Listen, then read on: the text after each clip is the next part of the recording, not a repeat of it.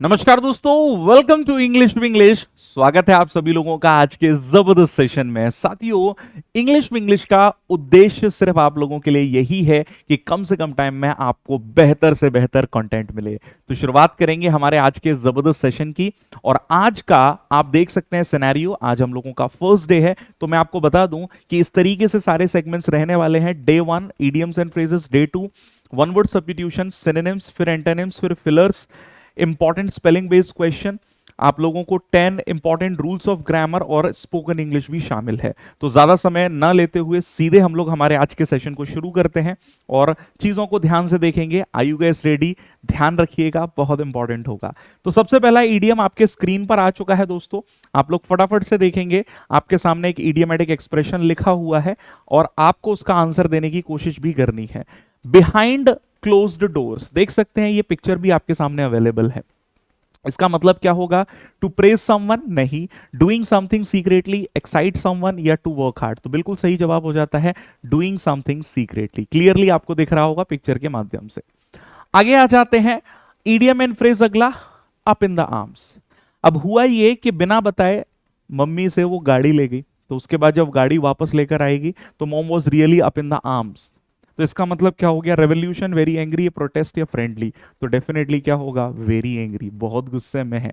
Clearly आप देख सकते हैं इसका आंसर। आगे बढ़े, नेक्स्ट पर आते हैं, रेज द बार। अब आप देख सकते हैं जिस तरीके से कंपटीशन चल रहा है डे बाय डे एग्जामिनेशन में, स्टूडेंट्स आर प्रूविंग, जिस तरीके से मार्क्स स्कोर कर रहे हैं, चाहे नीट हो, जेडबलई हो या फिर आपके एसएससी के एग्जाम्स हो, तो they are raising the bar. इसका मतलब क्या हो जाता है? Set higher goals. अभी भी हमें जरूरत है कि हम अपने गोल्स को बहुत ही शानदार तरीके से आगे लेकर जाएं। तो आंसर क्या हो जाएगा? डी। नेक्स्ट पर आ जाते हैं, बैंग फॉर द बक। अंग्रेजी में एक शब्द होता है बक। बक्स का मतलब धन के लिए भी यूज करते हैं, पैसे के लिए भी। तो यहां पर आप देख सकते हैं कि वो पैसे के पीछे भाग रहा है, यानी उसके लिए पैसे की वैल्यू काफी ज्यादा देखने मिल रही है। तो डैश समथिंग अगेंस्ट नहीं होगा, मोर वैल्यू फॉर मनी बिल्कुल ठीक है, लेस वैल्यू नहीं होगा, सोरोफुल हार्ट बिल्कुल नहीं होगा। तो आंसर के रूप में सही जवाब क्या हो जाता है? More value for money. आगे बढ़ते हैं, next idiom, to walk on air. To walk on air, देख सकते हैं पिक्चर आपके सामने है किस तरीके से। देखो, इंसान हवा में कब चलता है? बोलते हैं ना, आजकल पांव जमीन पर नहीं टिकते मेरे, क्योंकि बहुत खुश मिजाज है।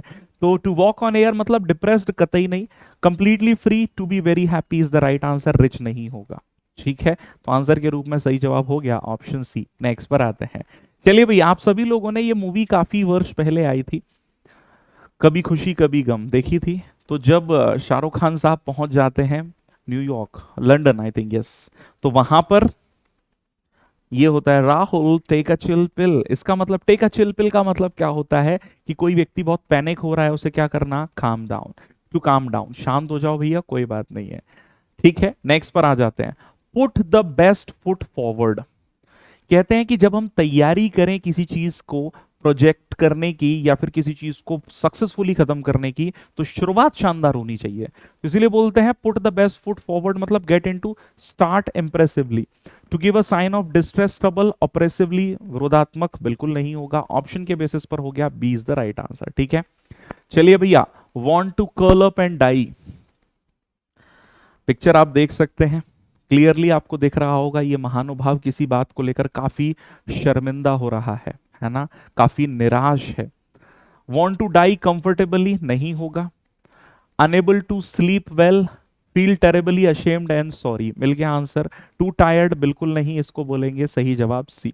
ठीक है, नेक्स्ट पर आ जाते हैं, stick one's neck out. Stick one's neck out, picture देख सकते हैं, छलांग लगाई है भाई ने। अब बीच में यहाँ पर काफी गैप है, खाई है, लेकिन वो बोला ना, रिस्क तो मैं लूंगा। अगर मुझे जीवन में कुछ करना है, आगे बढ़ना है, तो रिस्क तो लेना ही है। तो इसका आंसर क्या हो जाता है? To take risk. कंप्लीटली नहीं होगा, टू बी ग्रिंच, सिकुड़ जाना कभी कभी इस संदर्भ में बोलते हैं इसको, है ना, तो ये नहीं होगा, आंसर इज ए। नेक्स्ट पर आते हैं, चलिए भैया, ट्रेड अपॉन अदर्स टो। कभी ऐसा हुआ है कि, अक्सर मेरे साथ हुआ करता था, आपके साथ भी हुआ होगा कि आप नंगे पैर कहीं गए हो, तो अचानक से किसी ने पैर रख दिया, तो भाई एकदम खतरनाक हो गया। तो ट्रेड अपॉन अदर्स टो मतलब क्या हो जाएगा? टू अनॉय समबडी, चिड़चिड़ाना नहीं, किल नहीं, हर्ट वंस फीलिंग्स। देख सकते हैं एकदम पैर पूरी तरीके से डैमेज हो गया तो भैया फीलिंग हर्ट हो ही गई है।